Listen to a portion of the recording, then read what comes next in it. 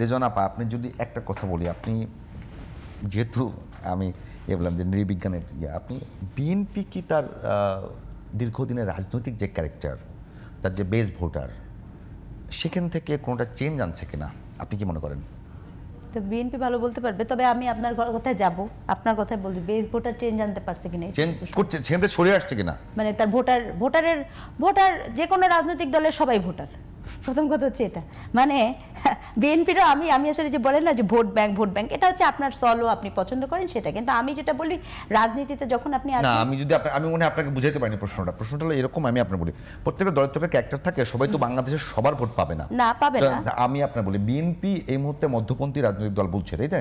যে মধ্যপন্থী সবসময় বলে মধ্যপন্থী, কিন্তু এতদিন আমরা জানতাম যে বিএনপি মধ্যপন্থী হলেও সেন্টার রাইট একটা দল, কিন্তু এখন কি সেন্টার লেফটে যাচ্ছে?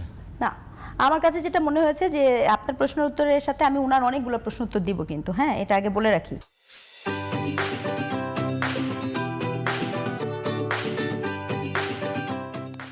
প্রথম কথা হচ্ছে আপনার প্রশ্নের উত্তরের সাথে সবচেয়ে গুরুত্বপূর্ণ যে বিষয়টা হয়েছে যে এই মুহূর্তে যেহেতু আওয়ামী লীগ দলটি নেই, সেহেতু এবং আওয়ামী লীগ দলটি যে কারণে নেই সেই কারণটাকে আপনার একটা গুরুত্বপূর্ণ কারণ, অবশ্যই গুরুত্বপূর্ণ কারণ, সেহেতু এই মুহূর্তে এটাই তো বলছি, অবশ্যই একটা গুরুত্বপূর্ণ কারণ, এবং সেক্ষেত্রে এখানে একটা গুরুত্বপূর্ণ বিষয় তৈরি হয়েছে যে আপনার একটা বিশাল শ্রেণী আছে যে শ্রেণীকে বিএনপি নতুনভাবে অ্যাড্রেস করার সুযোগ পায়, যেটা আগে হয়তো বা ধরেন আওয়ামী লীগেরও তো একটা ভোটার ব্যাংক ছিল যারা আওয়ামী লীগের করতে, তাই না?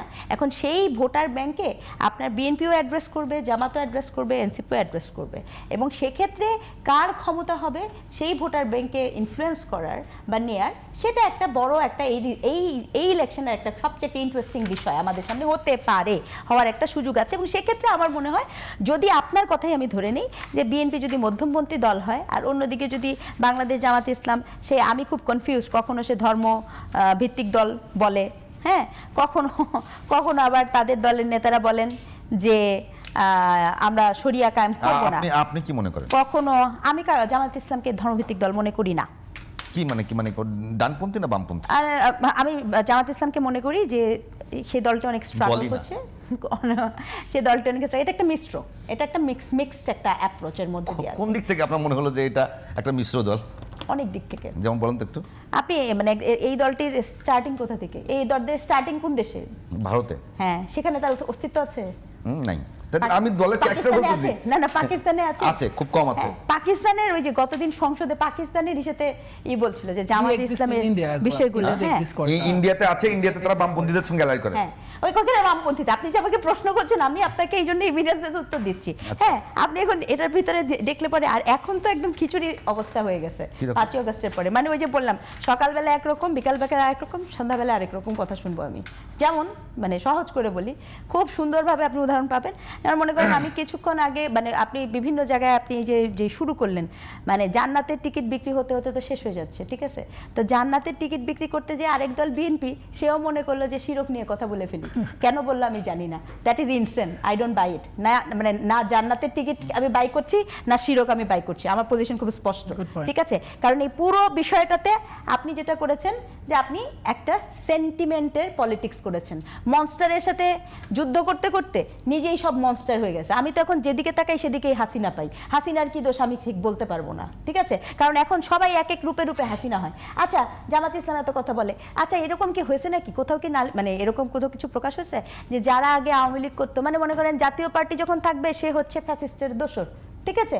জাতীয় পার্টি ফ্যাসিস্টের দোসর, ওকে, ভালো কথা, চলো ভাঙি। কিন্তু মেজর আখতারুজ্জামান, যিনি কিনা আমি তুমি ডামির আগে যে আওয়ামী লীগের সাথে যুক্ত হয়, সে যখন জামাত ইসলামের সাথে যুক্ত হয়ে যায় তখন সে সহি হয়ে যায়। মানে কি, পুকুরে ডুব দিয়ে পুণ্যবান হয়ে গেছেন গঙ্গার মধ্যে। এই যে আপনার চরিত্র, এই চরিত্রকে নিয়ে আপনি আমাকে বলেন আমি বাংলাদেশ জামাত ইসলামকে একটা দল হিসেবে দেখবো? Are you serious? মানে আসলে কি এটা পসিবল? আমি এটা জানতে চাই। আপনি 5% জুলাই সনদে নারীর কথা বলেন যে 0%, কোনো নারী খুঁজে পান না, কিন্তু আপনি ঠিকই যখন আমেরিকান দূতাবাসের লোকজনের সাথে দেখা করতে যান তখন আপনার 2-4টা নারী যুক্ত হয়ে যায়, কিন্তু আপনার ইসের মধ্যে কোনো নারী থাকে না। হ্যাঁ, ছাত্রী সংস্থার ছাত্রীকে দিয়ে যখন চিটাগং বিশ্ববিদ্যালয়ের শিক্ষককে হ্যারাস করার জন্য তখন নারী আছে খুব ভালো, রাস্তার মধ্যে বসায় দিবেন আন্দোলনের সময় নারী আছে খুব ভালো। ধর্মের কথা বলেন, কোন ধর্ম বলেছে অশ্রাব্য ভাষায় গালিগালাজ করা জায়েজ? ধর্ম বলতে পারে কখনো? বলুক, একজন এসে বলুক যে হ্যাঁ জায়েজ। আপনি আমাকে বলেন কতগুলা ভিডিও ফুটেজ ছাড়েন যেখানে জামাতে ইসলামের নেতারা থাকে, যেখানে খেলাফতে মজলিসের নেতারা থাকে, যেখানে এসের নেতারা থাকে, চিৎকার করে নারীকে যা ইচ্ছা তাই বলে দিচ্ছে। গতকালকে জামাত ইসলাম বলেছে, আপনি তো ঢাকা বিশ্ববিদ্যালয়ে পড়েছিলাম শুনেছিলেন, আপনি কয়টা মদখানা আর কয়টা কোড অ্যান্ড কোড ব্যবসাখানা দেখেছেন? গতকালকে জামাতের লোক বলেছে এগুলো কি? আমি দেখি নাই। আপনি দেখেননি? এত বড় পুষ্পত্তরিকা দাহ করে গেল, আপনি এগুলো কিছুই দেখলেন না? আপনার আরেকবার পড়াশোনা করতে হবে।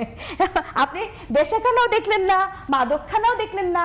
তিনি বললেন যে জাকসু এসে, শিবির এসে এখন সব কিছুকে পরিষ্কার করে ফেলেছে। এটা কি স্টেটমেন্ট ছিল? কেন ছিল? প্রশ্ন তো আমি রাখতেই পারি, রাইট? নিঃসন্দেহে। এখন প্রশ্ন হচ্ছে এই ধরনের ক্রিয়াকলাপ করার পরে আপনি যদি আমাকে প্রশ্ন করেন যে এরা ধর্মভিত্তিক দল কিনা, আবার এমন একটা না, আমি বলছি যে এদের ক্যারেক্টারটা কি, আপনি কি মনে করেন? আমি ক্যারেক্টারটাই বলছি, যে তারা ধর্মভিত্তিক রাজনীতি করে? একদমই না, একদমই না।